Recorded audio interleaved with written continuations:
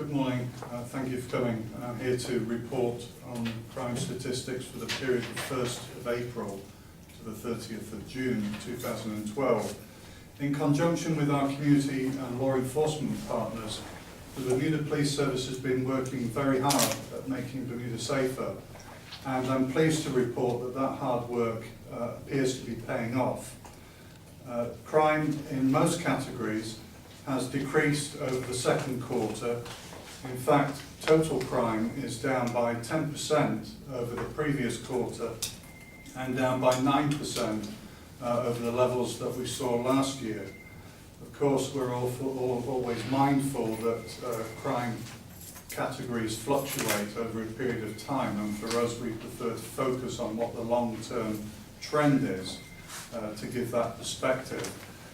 But having said that, the long-term trend is one of decline. The second quarter for 2012 is below the average for the previous 12 months, and it represents the second lowest quarter for total crime in the last 5 years.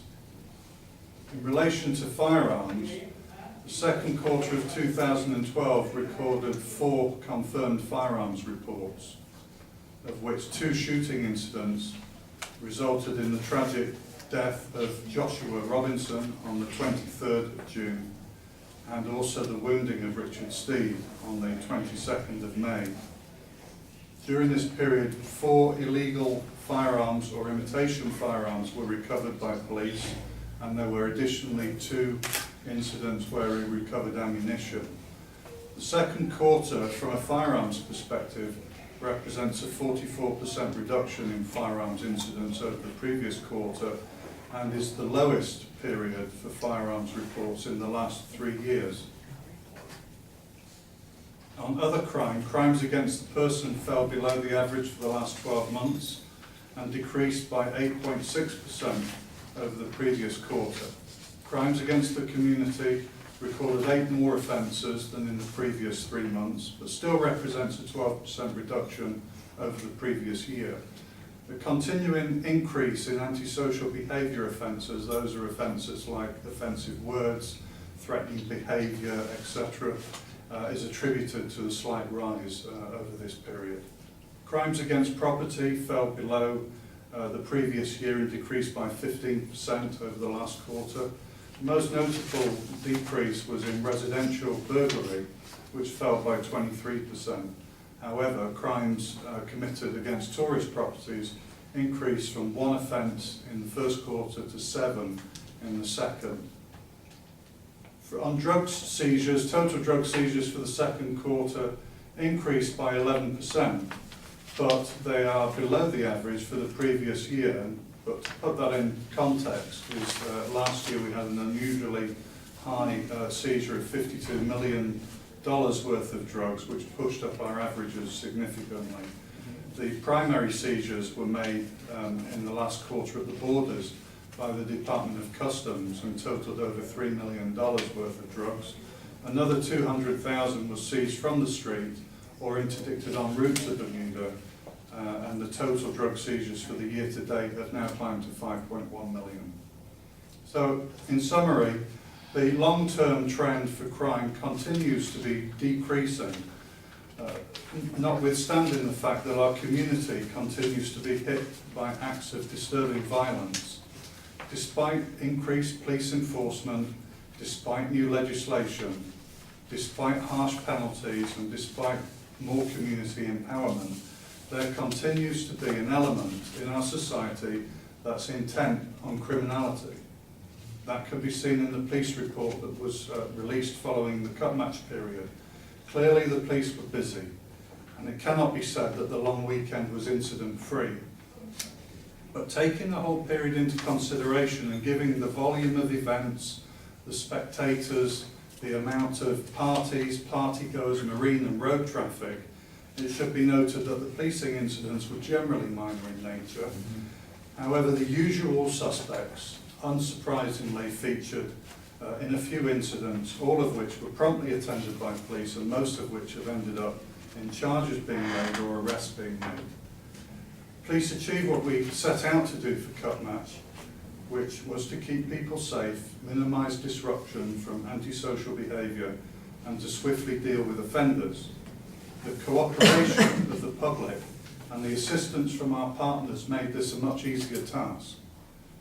There remains a relatively small number of young people who regularly create trouble, or at least the potential for trouble, almost everywhere they go.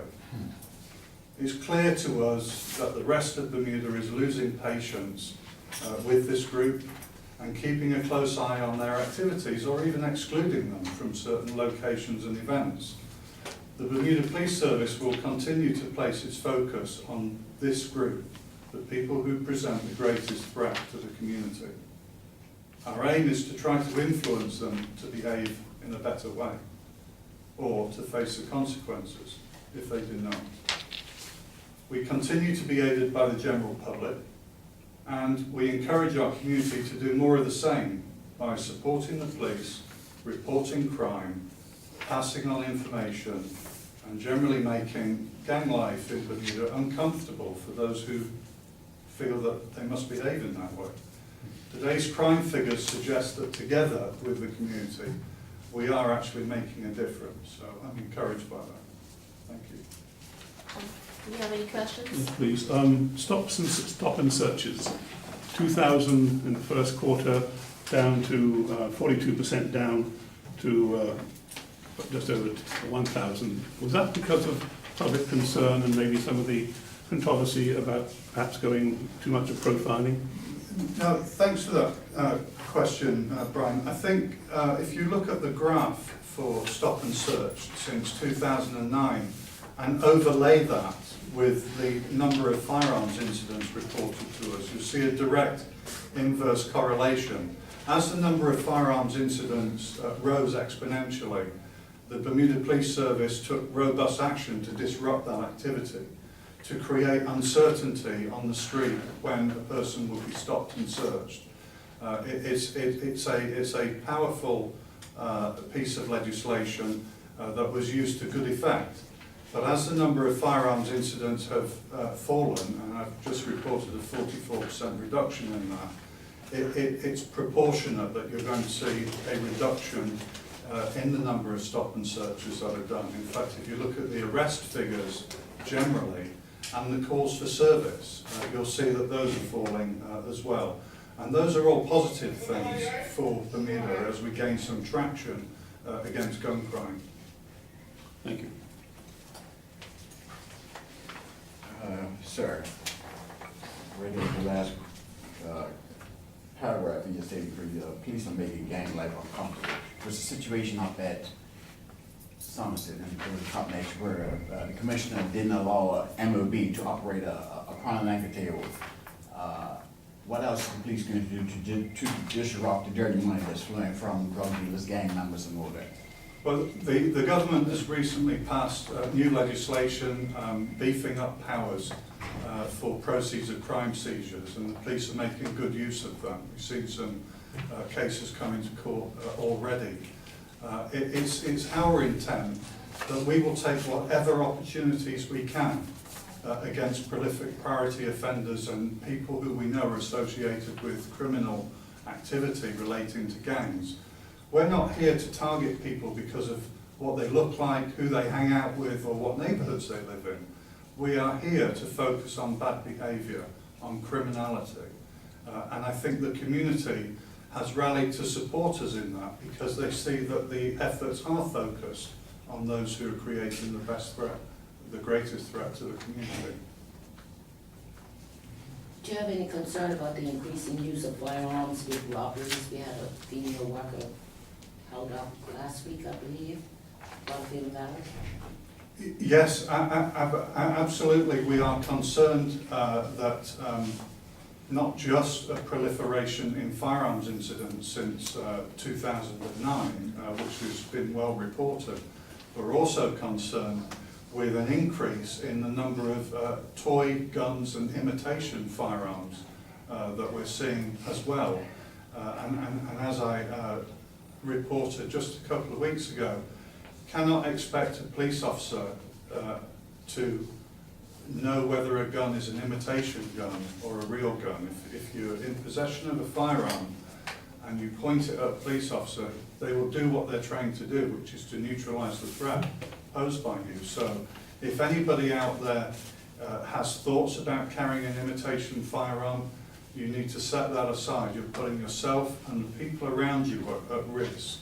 It doesn't help you. It actually makes you more vulnerable. This recent attack on a father, I believe his jewelry was taken. Any concerns, it's come up in court quite a bit about this gold exchange and whether in fact it's perpetuating that sort of crime, particularly in light of the value of gold now. Police have said they're gonna try and work out some parameters, but what's going on in that area? Yeah, the Bermuda Police Service, particularly with our criminal investigation units, has forged working relationships with most of the bullion exchange companies, and we're seeing increased levels of cooperation from there. And we've had some cases where we've actually recovered stolen property from there and put people in court. It's an economics issue. The value of gold has never been higher, and it's definitely a readily disposable item at burglaries or even in street robberies. We offer free crime prevention advice to people on how to secure their valuables, and we don't encourage people walking around with heavy gold chains and you know, putting themselves in a situation where somebody who has a propensity towards robbery might want to snatch the chain and take it away. We're concerned that that it is very difficult to regulate bullion exchange. It's even possible for somebody to put gold into an envelope and send it off to a bullion exchange in another country. I think the local providers here have demonstrated that they're willing to work with us, and we've yielded some positive results from that relationship.